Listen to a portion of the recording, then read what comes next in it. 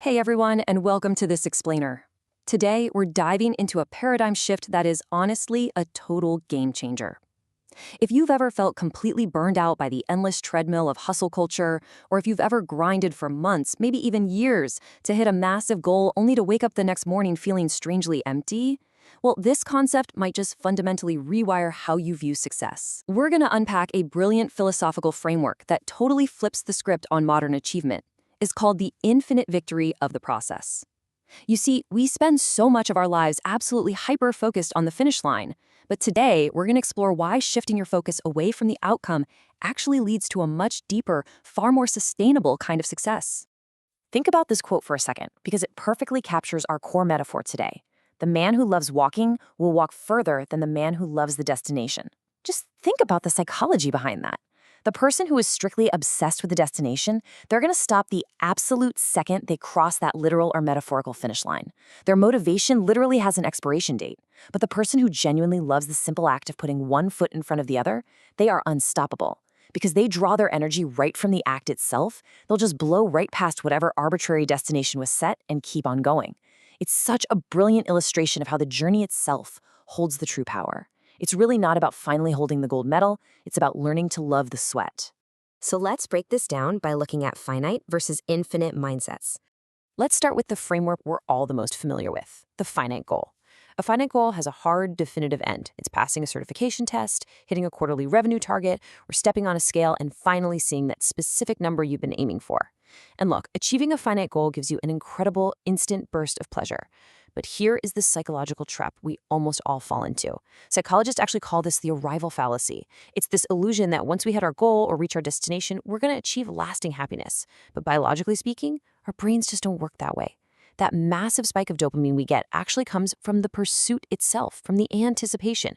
Once you win the championship on Sunday, your dopamine plummets, and by Tuesday morning, you're just sitting on your couch wondering, okay, what's next? The victory is finite, it ends. And suddenly, you're right back at zero, desperately needing to invent a new goal just to feel motivated again. To counter that endless, exhausting loop of starting and stopping, we have a massive philosophical pivot, the infinite goal. Now, this is a continuous process. It's a pursuit that, by its very definition, you literally cannot completely achieve in a single lifetime. And understandably, your first thought right now might be, wait, why on earth would I want a goal I can never finish? That sounds exhausting. But it's actually incredibly freeing. Because here is the secret. If the process of doing the thing is the actual goal, then there is absolutely no end to the experience of winning. You aren't chasing a finish line that just vanishes the moment you cross it. You're choosing to exist in a perpetual state of victory. Think about mastering an instrument or being a great parent. There's no magical certificate you get that says you're officially done being a good parent, right? The reward is simply in doing the work well, day after day. When you look at these two mindsets side by side, the difference in how we experience life is just stark.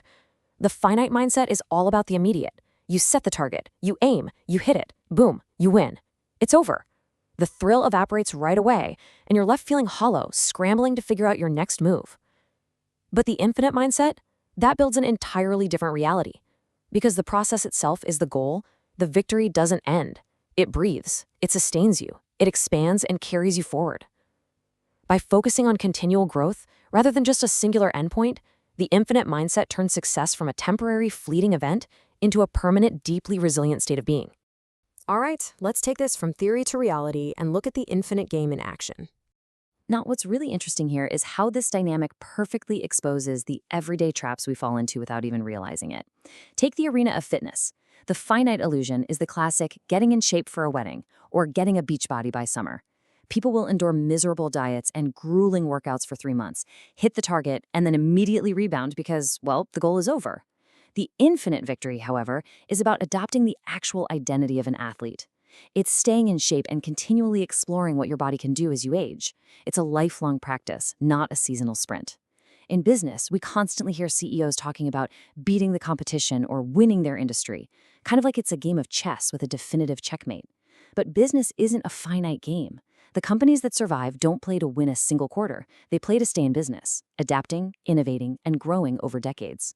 And what about our personal lives, like marriage? You don't win a marriage by having a spectacular, expensive wedding day. That is literally just the starting line. You win by staying in the marriage, putting in the quiet, unglamorous work, and continuously deepening that relationship day after day, year after year. The finite goal is always a trap. The infinite process is where real life actually happens. Which brings us to our final takeaway: redefining your personal success.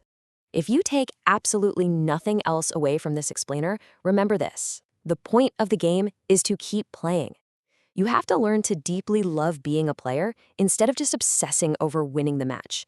When your identity is tied entirely to winning a finite game, a loss is absolutely devastating. It can break your spirit, and it can make you quit altogether. But if you're playing an infinite game, if you just love the act of playing, then a loss? It's merely data. A win? Also merely data. The true joy, the real victory, comes from waking up tomorrow and simply getting the privilege to play the game all over again. So let's bring this all together into a practical blueprint for how you can approach your own ambitions. First, you've got to find a way to love playing the game itself, whatever that game is for you. Second, redefine what a win actually looks like, because sometimes simply staying in the game long enough to outlast the obstacles is the ultimate victory. Third, consciously choose the deep, resilient, long-term satisfaction of continuous growth over those cheap, short-term thrills that just burn out quickly. And finally, immerse yourself in things you're genuinely passionate about. This absolutely matters because the whole point of success shouldn't be to finally escape your work. It should be doing the things that make you feel successful day after day. If you love the daily walk, you have already won. I want to leave you with one final provocative thought to reflect on today. Take a really hard look at your own life right now. Look at your daily hustle, your goals, your relationships, your career trajectory. Are you exhausting yourself playing to win a finite game that will simply end the moment you achieve it, leaving you totally empty and searching for the next high? Or are you playing to stay in the game, embracing the infinite process, and truly loving the walk? Thanks so much for joining me for this explainer. Keep walking, keep playing, and I'll see you next time.